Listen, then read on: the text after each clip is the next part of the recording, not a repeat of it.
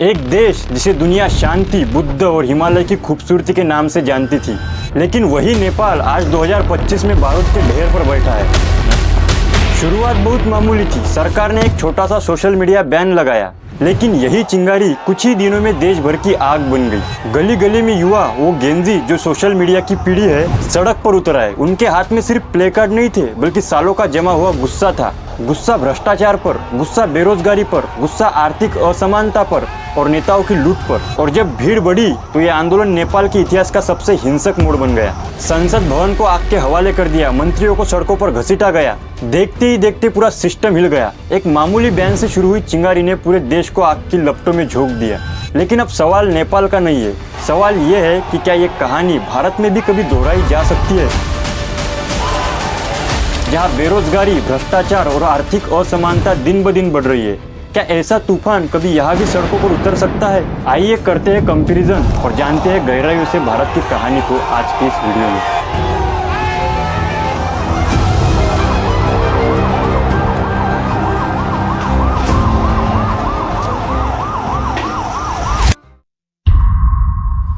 4 सितंबर 2025 नेपाल सरकार ने एक फैसला लिया जिसने पूरे देश की नींव हिला दी। एक ही झटके में फेसबुक, यूट्यूब और इंस्टाग्राम जैसे 26 सोशल मीडिया प्लेटफॉर्म पर बैन लगा दिया गया। वजह बताई गई फेक न्यूज और साइबर क्राइम रोकने की। लेकिन युवाओं के लिए ये बात साफ थी, असल मकसद सेंसरशिप था, सच को दबाने का। दरअसल कुछ ही दिनों पहले #नेपोकिड्स ट्रेंड कर रहा था। मंत्री और नेताओं के बच्चों की तस्वीरें वायरल हो रही थी, लग्जरी कारें, डिजाइनर बैग्स और विदेशी यात्राओं की। और ये उस देश में हो रहा था जहाँ की आधी आबादी गरीबी रेखा के नीचे है, जहाँ लाखों डिग्रीधारी युवा नौकरी के बजाय भारत और अरब जैसे देशों में जाकर मजदूरी करने को मजबूर है। जनता भूख और बेरोजगारी से जूझ रही थी और सत्ता के घराने ऐश कर रहे थे। यही गुस्सा बारूद की तरह जमा था और जब सरकार ने सोशल मीडिया पर ताला लगाया तो चिंगारी भड़क उठी। 8 सितंबर को काठमांडू की सड़कों पर हजारों युवा उतर आए। पुलिस ने लाठीचार्ज किया, आंसू गैस छोड़ी, लोगों को घसीटा गया। लेकिन तस्वीरें और वीडियो वायरल होते ही आग और फैल गई। अगले दिन भीड़ और गुस्से के साथ लौटी। संसद भवन को घेर लिया गया और देखते ही देखते देश का सबसे बड़ा प्रतीक आग की लपटों में समा गया।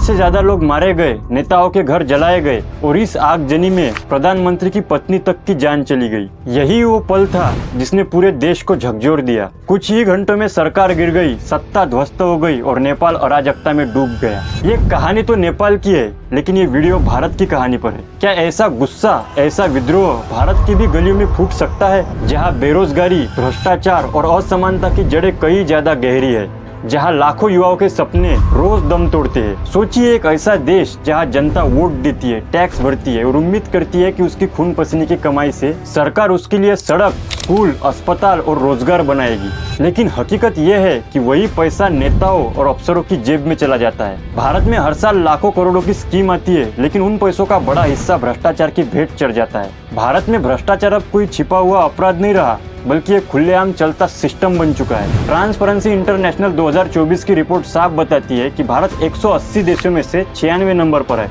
और स्कोर मात्र 38। इसके पिछले साल यानी 2023 में हम 93 नंबर पर थे और स्कोर 39 था। यानी हालात सुधरने के बजाय और बिगड़े हैं। ये रैंकिंग सिर्फ एक नंबर नहीं है, ये हमारी लोकतंत्र की सेहत का आईना है। सर्वे बताते हैं कि पिछले एक साल में करीब 66% बिजनेसेस ने घूस दिया और इनमें से करीब 54% को तो मजबूर किया गया। पुलिस थाने से लेकर प्रॉपर्टी रजिस्ट्रेशन और नगर पालिका के दफ्तर तक हर जगह रिश्वत आम बात है। किसी को FRI लिखवानी है तो पैसे दो, किसी को राशन कार्ड बनवाना है तो पैसे दो, किसी को सरकारी अस्पताल में इलाज कराना है तो भी पैसे दो। आम नागरिकों के लिए भ्रष्टाचार अब एक जिंदगी की मजबूरी बन चुका है। सिर्फ छोटे अफसर ही नहीं, बल्कि बड़े बड़े स्कैम भी इस सिस्टम की हकीकत खोलते हैं। पटना में विजिलेंस इन्वेस्टिगेशन ब्यूरो ने पहले 6 महीने में 38 नए केस दर्ज किए और नागपुर में एंटी करप्शन ब्यूरो ने 5 महीने में 46 लोगों को गिरफ्तार किया, जिनमें क्लास 1 अधिकारी तक शामिल थे। सोचिए, जनता जिस पर भरोसा करती है वही जनता के पैसे से अपने महल खड़े कर रहे हैं और कोई ये सच्चाई दिखाना चाहे तो उसे गटर में दफनाया जाता है। अगर कोई ईमानदार ऑफिसर ऐसे भ्रष्टाचार पर एक्शन ले तो ऊपर से नेताओं की धमकियां मिलती है। यही त्रासदी है। भारत आजाद हुआ तो सपना था लोकतंत्र, बराबरी और न्याय का, लेकिन आज हकीकत तो ये है कि न्यायालयों में फैसले पैसों से तेज होते हैं। सरकारी योजनाओं का पैसा जमीन तक पहुंचने से पहले ही बिचौलियों की जेब में चला जाता है। ये सिर्फ भ्रष्टाचार नहीं, ये आम आदमी की उम्मीदों की हत्या है। भ्रष्टाचार वो जहर है जिसने जनता और सत्ता के बीच का भरोसा खोखला कर दिया है। दूसरा मुद्दा है यहाँ गरीबी और असमानता। वर्ल्ड बैंक के अनुसार 2023 तक भारत में करीब 5.3% आबादी अंतर्राष्ट्रीय गरीबी रेखा के नीचे जी रही थी, लेकिन ये आंकड़ा पूरी तस्वीर नहीं बताता। नीति आयोग की MPI रिपोर्ट साफ कहती है कि अभी भी लगभग 15% भारतीय मल्टीपल डायमेंशन पॉवर्टी मतलब बहुआयामी गरीबी में फंसे हैं। मतलब ये वो लोग हैं जिनके पास न पर्याप्त शिक्षा है, न स्वास्थ्य सुविधा और न ही बुनियादी जीवन साधन। सोचिए, दुनिया की चौथी सबसे बड़ी अर्थव्यवस्था में आज भी करोड़ों लोग ऐसे हैं जिन्हें 2 वक्त की रोटी और साफ पानी तक अच्छे से नसीब नहीं है। ग्रामीण इलाकों में तो हालत और भी बदतर है, जहाँ हर 3 में बच्चे कुपोषण से जूझ रहे हैं। यूनिसेफ की रिपोर्ट बताती है कि भारत में दुनिया के कुल कुपोषित बच्चों का 1/3 हिस्सा यहाँ रहता है और हालात इतने गंभीर है कि ग्लोबल हंगर इंडेक्स 2024 में भारत 127 देशों में से 105वें नंबर पर है। इस रिपोर्ट के मुताबिक हमारी आबादी का करीब 14% हिस्सा यानी लगभग 19 करोड़ लोग ऐसे हैं जो भूख और कुपोषण से पीड़ित है। शहर की तस्वीर अलग लेकिन उतनी ही दर्दनाक है। यहाँ गांव से रोजी रोटी की तलाश में आए लोग झुग्गियों में रहते हैं, जहाँ न सीवर की व्यवस्था है, न साफ पानी और न ही सुरक्षित बिजली। दिल्ली, मुंबई, कोलकाता जैसे महानगरों में लाखों लोग ऐसी हालत में जीते हैं जिन्हें सरकार अनौपचारिक बस्तियां कहकर नजरअंदाज कर देती है। गरीबी सिर्फ पेट की भूख नहीं बल्कि उस व्यवस्था का नतीजा है जहाँ स्वास्थ्य और शिक्षा जैसी बुनियादी जरूरतें भी एक धंधा बन चुकी है। गरीब परिवार चाहकर भी अपने बच्चों को स्कूल नहीं भेज पाते क्योंकि निजी शिक्षा की फीस इतनी ऊंची है कि वो मजबूरन अपने बच्चों को काम पर लगा देते हैं। और सरकारी स्कूल जो गरीबों के लिए उम्मीद का सहारा थे, उनकी भी हालत अब बद से बदतर हो चुकी है। रिपोर्ट्स बताती है कि भारत में 54,000 सरकारी स्कूलों की हालत इतनी जर्जर हो चुकी है कि वहाँ पढ़ना लिखना तो दूर बल्कि सुरक्षित बैठना भी मुश्किल हो गया है। और जब शिक्षा जैसी बुनियादी जरूरतें इस स्तर पर चरमरा जाए तो फिर गरीबी सिर्फ पीढ़ियों तक नहीं चलती बल्कि और गहरी होती जाती है। सरकार कहती है कि भारत में गरीबी लगातार कम हो रही है। रिपोर्ट्स दिखाए जाते हैं, स्लाइड्स पर चमकाते हुए ग्राफ दिखाए जाते हैं और दावा किया जाता है कि पिछले 10 सालों में करीब 24 करोड़ लोगों को इंटेंस पॉवर्टी के बाहर निकाला है। मतलब गरीबी कम हो रही है, लेकिन अगर ग्राउंड रियलिटी पर जाकर देखी जाए तो तस्वीर बिल्कुल अलग है। भारत के सबसे अमीर 1% लोगों के पास देश की कुल संपत्ति का 40% हिस्सा है। वही भारत के निचले 50% लोगों के पास कुल संपत्ति का सिर्फ 3% हिस्सा है। ये सिर्फ आंकड़े नहीं है, ये इस बात का सबूत है कि भारत में अमीरी और गरीबी की खाई इतनी चौड़ी हो चुकी है। यूनिसेफ की रिपोर्ट बताती है कि भारत में करीब 35% बच्चे कुपोषण का शिकार है। यानी दुनिया की चौथी सबसे बड़ी अर्थव्यवस्था में आज भी करोड़ों बच्चों को सही से पोषण नहीं मिल रहा। पेट में भूख लिए बच्चे स्कूल जाते हैं और बहुत से स्कूल तक भी नहीं पहुंच पाते क्योंकि परिवार पहले से ही पेट भरने की जद्दोजहद में है। कोई यहाँ डिग्री हाथ में लेकर 18% बेरोजगारी की मार झेल रहा है तो कोई अपने सपनों को छोड़कर दिहाड़ी मजदूरी करने को मजबूर है।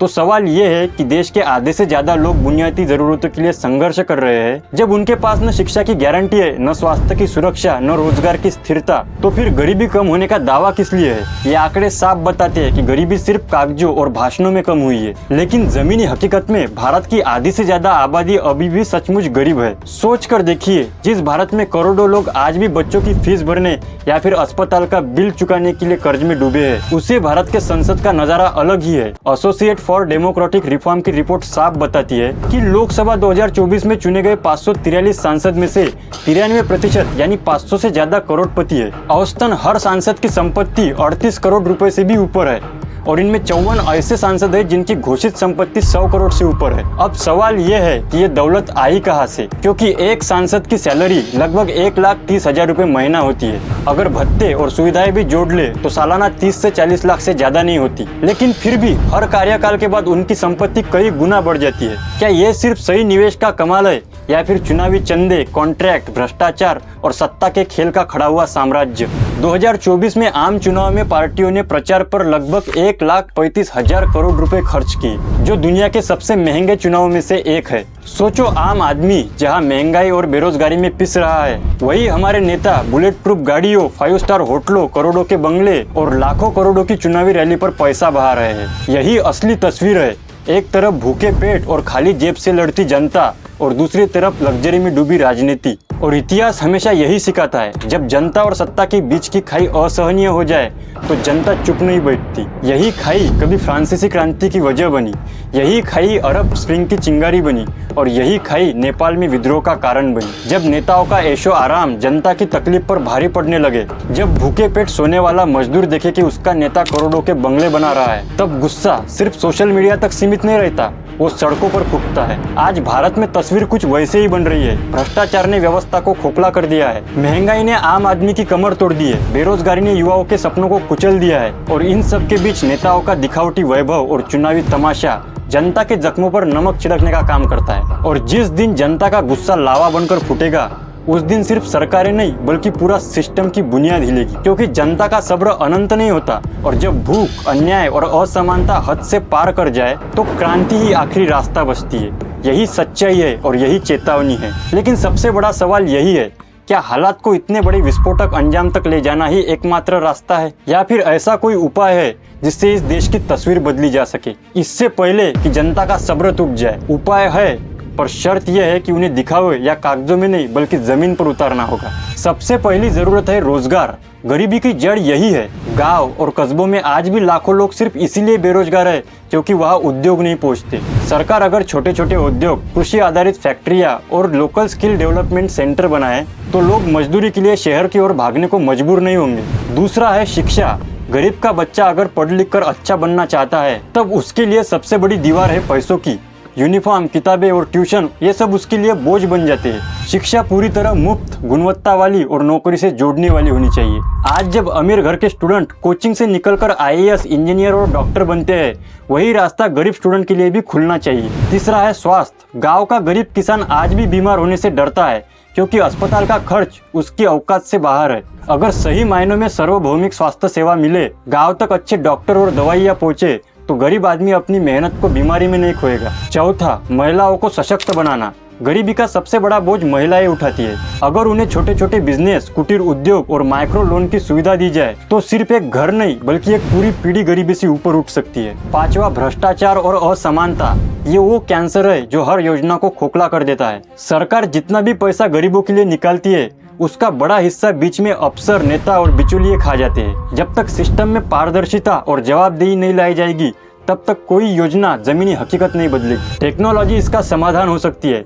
हर योजना सीधे आधार से जुड़े बैंक खातों में जाए, बीच में इंसानी हस्तक्षेप कम हो, तभी गरीबों को उसका हक पूरा मिलेगा। असमानता की बात करें तो ये सिर्फ पैसों की नहीं बल्कि अवसरों की भी है। अमीर घर का स्टूडेंट जब पढ़ाई करता है तो उसे विदेश की यूनिवर्सिटीज, आधुनिक लैब और बेहतर गाइडेंस मिलता है। वही गरीब घर का स्टूडेंट गाँव की टूटी स्कूल में बिना किताब और बिना टीचर के पढ़ाई करता है। यही असमानता हर पीढ़ी में गरीब को और गरीब बनाती है और अमीर को और ताकतवर। अगर सच में बदलाव चाहिए तो शिक्षा, स्वास्थ्य और रोजगार में अमीर गरीब का ये अंतर मिटाना होगा। और आखिरी, हमें अपनी सोच बदलनी होगी। गरीब को बेचारा मानने की बजाय उसे मेहनती इंसान समझना होगा। गरीबी किसी की गलती नहीं होती, लेकिन समाज की नजरें अक्सर गरीब को दोषी बना देती है। जब तक ये सोच नहीं बदलेगी तब तक नीतियाँ और योजनाएं अधूरी रह जाएंगी। और अगर ये सुधार सच में लागू हुए तो भारत की तस्वीर बदल जाएंगी। भूख और मजबूरी की जगह उम्मीद होगी, असमानता की जगह बराबरी होगी और गरीब का बच्चा उसी हक और सम्मान के साथ बड़ा होगा जिस हक के साथ आज अमीर के बच्चे सपने देखते हैं। उस दिन ये देश सिर्फ एक इकोनॉमी नहीं रहेगा